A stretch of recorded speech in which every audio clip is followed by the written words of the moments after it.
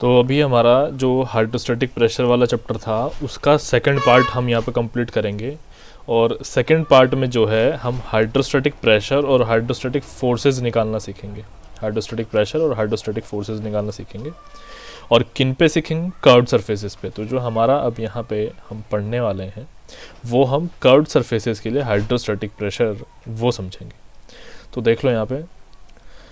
अब यहाँ पे सबसे पहले मैं आप लोगों को बताता हूँ कि यहाँ होते हैं दो केसेस। कर्व्ड सरफेस में दो तरह के केसेस होते हैं, यानी कि आपको हाइड्रोस्टैटिक प्रेशर अगर निकालना होगा तो कर्व्ड सरफेस में दो केस होंगे। वो दो केस कौन से हैं वो मैं आपको बताता हूँ। सबसे पहला केस आप लोगों के सामने यहाँ पे ये लिखा हुआ है।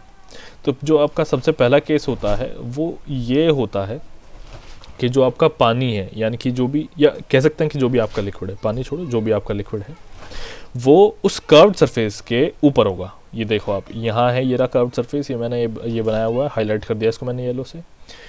इस कर्व्ड सरफेस के ऊपर अगर मेरा वाटर है या कोई भी तरह का लिक्विड है तो ये हमारा पहला केस होता है। तो आप ये देख पा रहे होंगे, ये देखिए, ये यहाँ पे जो मैंने रेड से शेड किया हुआ है और मैंने अभी येलो से हाईलाइट भी कर दिया है, ये आपका क्या है? कर्व्ड सरफेस के ऊपर है। कर्व्ड सरफेस के ऊपर क्या है? आपका वाटर है। ठीक है, तो पहला केस तो होता ही है। देन इसके बाद में नेक्स्ट केस आ जाता है जो कि है कि हमारा जो भी लिक्विड होगा या वाटर हो या फिर लिक्विड हो, वो क्या होता है? यहाँ पे भी देखो, ये रहा सेकंड केस, ये सेकंड केस है। यहाँ पे भी ऊपर होता है, यहाँ पे भी क्या होता है? ऊपर होता है। लेकिन दोनों में डिफरेंस क्या है? दोनों में डिफरेंस ये है कि पहले वाले केस में एक तरीके से वो जो भी आपका लिक्विड है वो उस कर्व्ड सरफेस के अंदर आ रहा है। ठीक है, क्या आ रहा है? अंदर आ रहा है। सेकंड केस में क्या होता है? वो बाहर आता है। ये अंतर है, आप देख पा रहे होंगे। यहाँ पे देखो, यहाँ पे क्या है? उस कर्व्ड सरफेस के बाहर है। ये जो आपका रेड से मैंने जो आपको शेड करके दिखाया हुआ है ना इसमें, वो है आपका वाटर। ये देखो जो मैं अभी ग्रीन से हाईलाइट कर रहा हूँ। तो इस वाले केस में क्या होता है? इस वाले केस में होता है कि जो भी आपका लिक्विड है वो कर्व्ड सरफेस के ऊपर आता है, ठीक है, बाहर आता है। और इससे पहले वाले केस में क्या था कि वो आता है उसके अंदर। ठीक है, तो ये आई होप दो डिफरेंसेस जो हैं आपको क्लियर हो गए होंगे। ये हमारे मेन डिफरेंसेस हैं। तो अब यहाँ पे हम आगे देख लेते हैं इसमें। हाँ, तो अब यहाँ पे सबसे पहले हमें समझना है कुछ बेसिक्स को। अभी सबसे पहले हम तो केसेस समझ लिए। अब इसमें क्या होता है, यहाँ आप ये देख पा रहे होंगे FY FX ये सब मैंने लिखा हुआ है, ये मैंने यहाँ पर डायरेक्शन बनाया हुआ है। तो जो कर्व्ड सरफेसेस होती हैं उन कर्व्ड सरफेसेस के केस में जब आपको प्रेशर निकालना है तो आप डायरेक्शंस का बहुत ध्यान रखते हैं। तो यहाँ पे वही डायरेक्शन मैंने बनाए हुए हैं जो है कुछ इस तरीके से। ये आपका X डायरेक्शन है इस तरीके से, एंड ये आपका Y डायरेक्शन है इस तरीके से। ये रहा Y डायरेक्शन एंड ये X डायरेक्शन है। और यहाँ पे जो फोर्स लगता है X डायरेक्शन में, अगर फोर्स लगेगा तो उसको हम FX लिखते हैं, एंड जो Y डायरेक्शन में फोर्स लगता है उसको हम FY लिखते हैं। ठीक है, तो ये चीज़ हम याद रखेंगे। जैसे कि यहाँ पे FY है, तो अब ये मैं मेंशन कर देता हूँ। अच्छा, यहाँ पे ऑलरेडी लिखा हुआ है FX and FY will be two components always for curved surfaces. ये वही दो कॉम्पोनेंट्स है। ठीक है, तो FX हमारा हॉरिजॉन्टल कॉम्पोनेंट होगा यहाँ पे, ये रहा, ये हॉरिजॉन्टल कंपोनेंट होता है, और FI जो है ये हमारा वर्टिकल कंपोनेंट होता है। चलिए, तो अब आगे देखते हैं। तो यहाँ पे अगर मुझे FX निकालना है, मुझे क्या करना है? मुझे अभी निकालना है FX। ठीक है, तो देखिए FX निकालने के लिए क्या है, यानी कि हॉरिजॉन्टल कंपोनेंट अगर मुझे निकालना है तो उस हॉरिजॉन्टल कंपोनेंट को निकालने के लिए यहाँ आप अपने सामने एक फॉर्मूला देख पा रहे हैं, ये रहा, FX इक्वल्स टू ρg(a)h बार। ठीक है, तो अब देखो, यहाँ याद करने का मैं आपको एक तरीका बताऊंगा। आपको यहाँ पे दोनों फोर्सेस निकालने होते हैं, यानी कि FX भी निकालना होगा और FY भी निकालना होगा। ये बात आप जो है याद रखें कि यहाँ पे आपको FX भी निकालना है, यानी कि आपको हॉरिजॉन्टल कंपोनेंट भी निकालना है फोर्स का, एंड वर्टिकल कंपोनेंट भी निकालना है फोर्स का। ठीक है, अब आगे देखो, ये जो हॉरिजॉन्टल कंपोनेंट है इसके लिए फॉर्मूला आप लोगों के सामने है ρg(a)h बार। ये फॉर्मूला एग्जैक्टली सेम है जो भी हम पहले पढ़ चुके हैं, सेम फॉर्मूला है। अब क्यों है सेम फॉर्मूला वो देख लो, वो मैं आपको बताता हूँ। इसके लिए मुझे वापस से जो हमारा फिगर है उसमें आना पड़ेगा। अब आप यहाँ देखो, इस फिगर को देखो।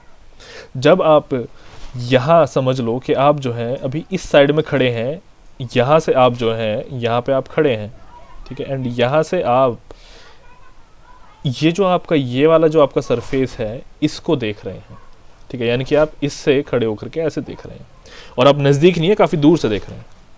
तो आप एक चीज़ बताओ, ये जो कर्व्ड सरफेस है, क्या आपको दूर से पता चलेगा कि ये कर्व्ड सरफेस है? नहीं पता चलेगा। जब आप दूर से देखेंगे तो आपको कुछ नहीं पता चलेगा। आपको क्या दिखाई देगा दूर से? आपको एक रेक्टेंगल जैसा दिखाई देगा। आपको क्या दिखाई देगा? एक रेक्टेंगल जैसा दिखाई देगा, ठीक है। तो इसका अगर मैं एक थोड़ा सा 3D फिगर बना दूँ यहाँ पे, आप लोगों को थोड़ा और क्लियर हो जाएगा। मैं एक छोटा सा 3D फिगर जो है यहाँ पे बना देता हूँ। तो आप ये देख सकते हैं, ये आपका कुछ इस तरीके से कर्व्ड सरफेस है।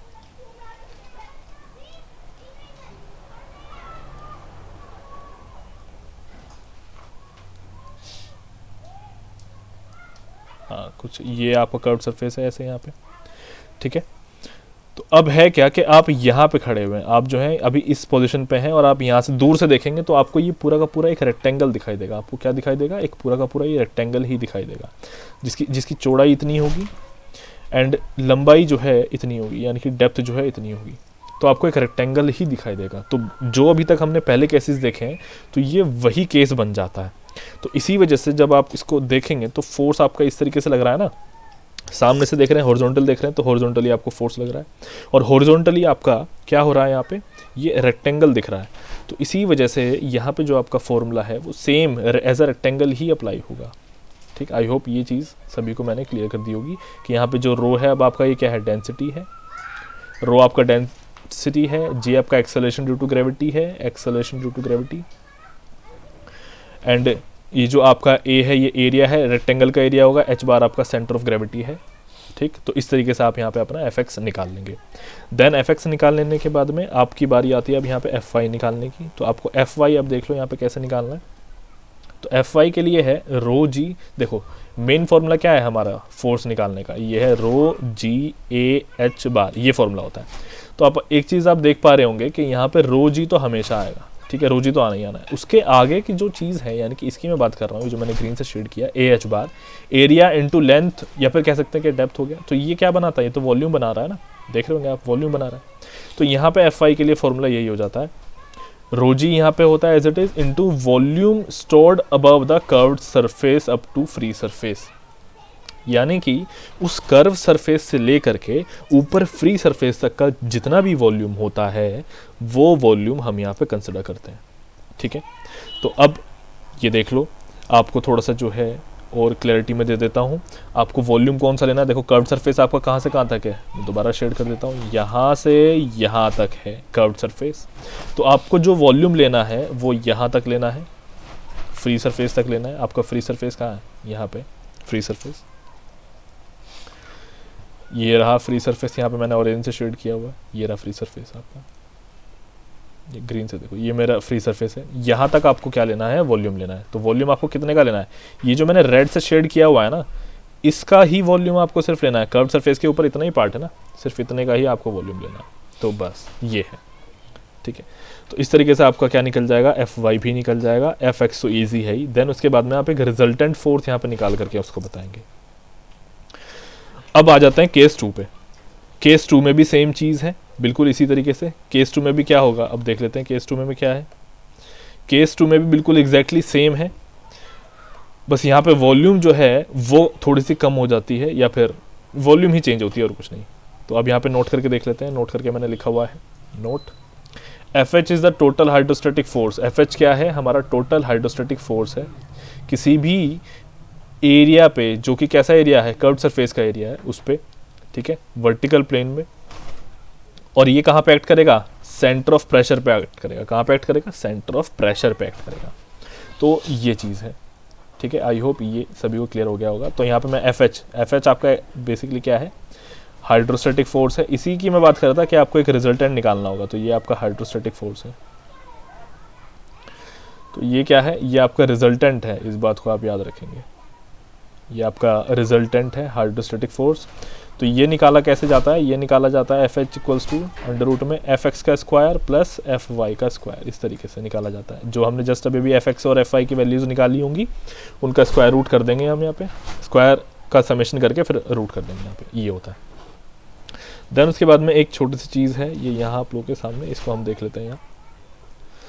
आई वर्टिकल, अब ये आई वर्टिकल क्या है? अब ये आई वर्टिकल है weight of liquid content in the portion extending vertically above the cut surface. इसका मतलब आई, आई ये है आपका मोमेंट ऑफ इनर्शिया। मैं आपको बताता हूँ, ये जो आई है ये आपका मोमेंट ऑफ इनर्शिया है, ये है मोमेंट ऑफ इनर्शिया। तो अब वो क्या कह रहा है, वो पूछ रहा है आपसे आई वर्टिकल के बारे में। तो आई वर्टिकल क्या होता है, यानी कि मोमेंट ऑफ इनर्शिया वर्टिकल क्या है, ये हमारा वेट है उस लिक्विड का, ठीक है, एक वेट है लिक्विड का जो कि कंटेंट है सिर्फ उतने पोर्शन में जो कि कर्व्ड सरफेस से लेकर के फ्री सरफेस तक जा रहा है, ठीक है। बस ये होता है। कहाँ पे एक्ट करेगा, सेंटर ऑफ ग्रेविटी पे एक्ट कर रहा है, ठीक, बस इतना है यहाँ पे। चलिए, तो आई वर्टिकल भी हमने सीख लिया। अब आई वर्टिकल का जिक्र क्यों आया है, आई वर्टिकल का जिक्र इसलिए आया है बिकॉज अभी आगे जो है इसका ज़रूरत पड़ेगा। अब यहाँ पे ये तो मैंने जस्ट आपको अभी भी बताया है। अब टेन थीटा के लिए देख लो, टेन थीटा आपका क्या है, यहाँ पे टेन थीटा है, तो यहाँ पे टेन थीटा कैसे निकाला जाएगा, अभी देख लो। ये एफ वी जो है ये आपका एफ वाई है, जो एफ वी है ये आपका एक्चुअली में क्या है, एफ वाई है। ऐसी जो एफ एच है ये आपका एफ एक्स है, ठीक है। तो यहां से आप जो है टेन थीटा को निकाल लेंगे, और यहाँ पर थीटा क्या है आपका, थीटा है angle of resultant force with the horizontal, ये होता है आपका। तो यहाँ पे हमने अपना ये कंप्लीट कर लिया है। चलो, तो अब हम हाइड्रोस्टैटिक प्रेशर के ऊपर, जो हमारा कर्व्ड सरफेसेस में हमें हाइड्रोस्टैटिक प्रेशर निकालना है, उसका एक क्वेश्चन हमें यहाँ पे देखेंगे। तो सबसे पहले हम क्वेश्चन को पढ़ लेते हैं। उसने कहा है कि हमें निकालना है horizontal and vertical components total force के जो कि एक्ट कर रहे हैं कर्व्ड सरफेस ए बी पे। ए बी हमारी जो है यहाँ पे, ये जो आप देख रहे हैं ये है कर्व्ड सरफेस ए बी, इस ए बी के ऊपर एक्ट कर रहे हैं। Which is in a form of a quadrant of a circle, यानी कि वो जो कर्व्ड सरफेस है वो क्वाड्रेंट है सर्कल का, जिसका रेडियस कितना है 2 मीटर, ये उसने कहा। फिर आगे उसने कहा है take width of gate as unity, यानी कि अब हमें यहाँ पे क्या करना है, जो चौड़ाई है हमारी वो हमें कितनी लेनी है, यूनिटी, यानी कि 1 के बराबर लेनी है। तो अब हम इसका सॉल्यूशन यहाँ पे करेंगे। तो सबसे पहले, चूंकि उसने किसके बारे में कहा है, यहाँ पे देखो उसने क्लियरली मेंशन किया है कि कर्व्ड सरफेस ए बी के बारे में हमें निकालना है। तो अब हम कर्व्ड सरफेस ए बी के लिए निकाल लेते हैं। For the curved surface A B, अब इस बात को हमें याद रखना पड़ेगा कि जब हम कर्व्ड सरफेस ए बी के लिए निकालेंगे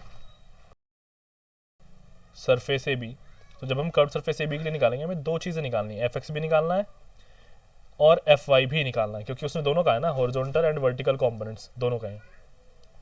तो एक बात को ध्यान देना, जब हॉरिजॉन्टल कंपोनेंट हम निकालेंगे तब वो कितना होगा, क्योंकि हम सामने ऐसे खड़े होंगे ना, यहाँ से देख रहे होंगे, तो हम सिर्फ हॉरिजॉन्टल कंपोनेंट जो निकालेंगे वो सिर्फ कर्व के लिए ही निकालेंगे। तो अब यहाँ पे एफ एक्स देख लो, क्या फॉर्मूला होता है, रो जी ए एच बार, यही तो फॉर्मूला होता है। अब यहाँ पे जब हम एफ एक्स निकालने के लिए इसको देख रहे हैं, मैंने क्या बताया था, एज अ रेक्टेंगल दिखाई देगा। तो यानी कि यहाँ पे जो आप अब एरिया लेने वाले हैं, ये भी एरिया किसका लेंगे, एरिया ऑफ रेक्टेंगल लेंगे। ये भी क्या लेंगे, एरिया ऑफ रेक्टेंगल लेंगे। एरिया ऑफ रेक्टेंगल एक तरीके से कह सकते हैं कि फॉर्म्ड बाय कर्व, यानी कि जो हमारा कर्व है ना, वो जिस तरह का रेक्टेंगल बना रहा है वो वाला। तो यहाँ पे रोजी जो है ये आपका हो जाता है गामा डब्लू, एरिया एच बार ये हो जाएगा। अब चलो यहाँ पे वैल्यूज़ को कैलकुलेट करते हैं हम।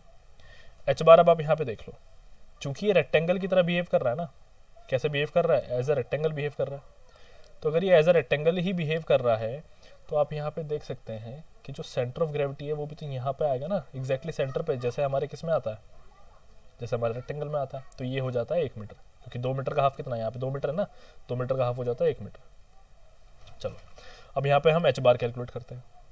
तो एच बार हमें कहाँ से लेना होता है, मैंने पहले ही बताया था, एच बार को हमें लेना है फ्रॉम द फ्री सरफेस। तो एच बार हो गया, फ्री सरफेस से डिस्टेंस कितना है, 1.5 मीटर, ये डिस्टेंस है 1.5 मीटर,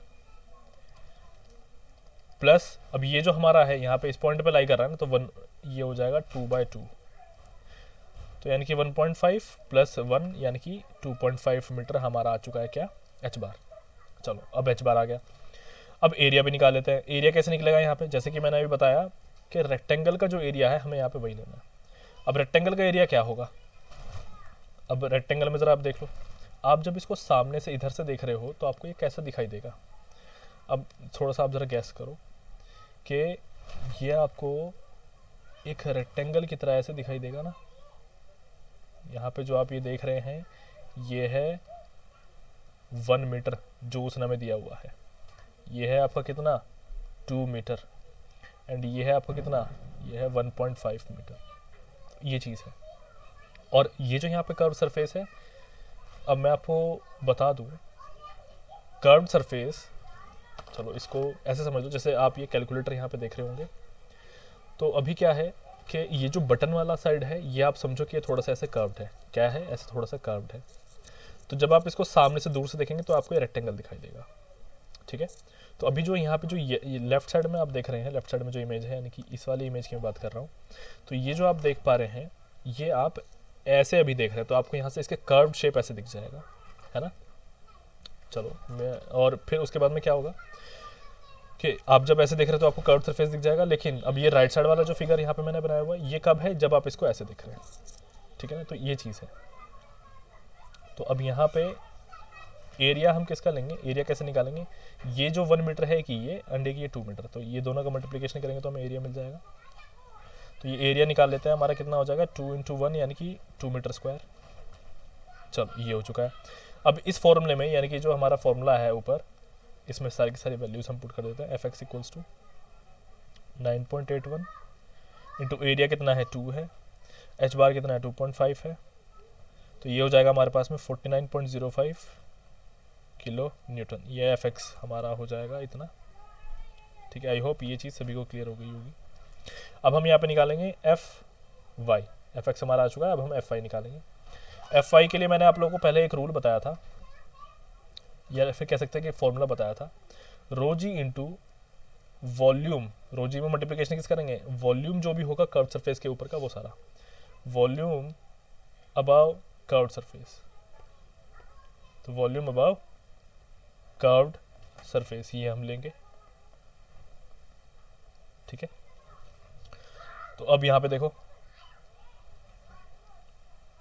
अब यहाँ क्या है, रो जी का वैल्यू हो जाएगा यहाँ पे 9.81 इंटू, अब वॉल्यूम ऊपर का हमें निकालना है, तो वॉल्यूम कैसे निकालेंगे, देखो चूंकि उसने हमें विड्थ क्या दी है, यूनिटी दी है ना, तो यहाँ पे सबसे पहले तो इसका एरिया निकालो। एरिया इसका ऊपर वाले पार्ट का कितना हो जाएगा 1.5 इंटू 2, क्योंकि ये यहाँ से यहाँ तक 2 है ना, ये 2 मीटर है, ये देखो मैंने नीचे मेंशन किया हुआ है, ये 2 मीटर यहाँ पे, क्यों, क्योंकि ये रेडियस ऑफ सर्कल है, तो ये 2 मीटर हो गया। लो जी, तो हमारा यहाँ पे एरिया कितना आ जाएगा, ऊपर वाले पार्ट का एरिया आ जाएगा हमारे पास में 3 मीटर, ठीक है। तो ऊपर वाले पार्ट का एरिया यहाँ पे आ जाएगा 3 मीटर। लो मैं इसको क्या है A1 लिख देता हूँ, 3 मीटर।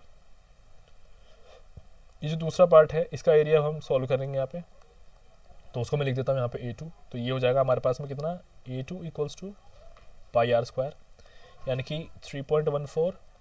r का वैल्यू हमारे पास में कितना है यहाँ पे 2, यानी कि 4 हो गया है। इसको हम सॉल्व करेंगे तो ये हो जाएगा हमारे पास में 16, 5, 12.56, यही होना चाहिए।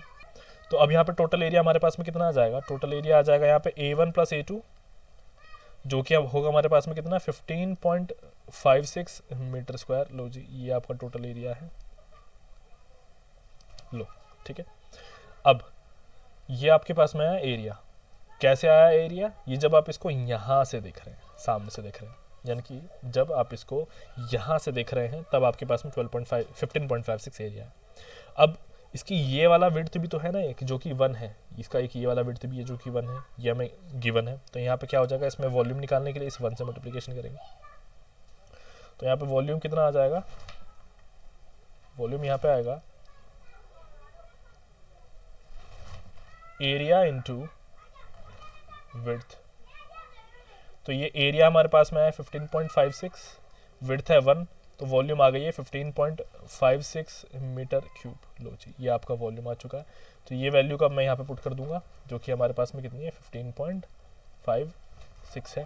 तो यहाँ पे हमारा आंसर आ जाएगा, इसमें भी मल्टीप्लिकेशन कर लेते हैं, 9.81 इंटू 15.56, ये आ रहा है 152.64। अच्छा, यहाँ पे एक मिस्टेक हो गई है, मैंने क्या कर दिया, मैंने पूरा का पूरा एरिया ले लिया है, क्वाड्रेंट के एरिया लेने की बजाय मैंने पूरा एरिया ले लिया है। तो ये पूरे सर्कल का एरिया है, इसको मुझे क्या करना पड़ेगा, डिवाइड बाय 4 करना पड़ेगा, तभी मुझे मेरे क्वाड्रेंट का, सिर्फ जो क्वाड्रेंट है उसका एरिया मिलेगा।